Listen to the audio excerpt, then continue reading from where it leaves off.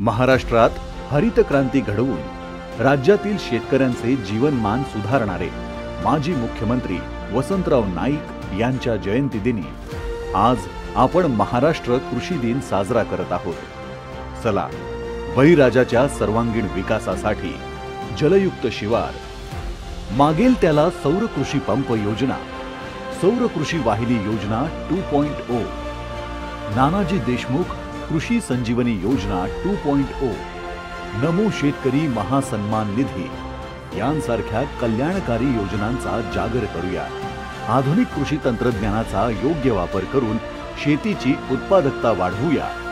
नैसर्गिक शेतीला प्रोत्साहन देत विषमुक्त शेतीची कास धरूया।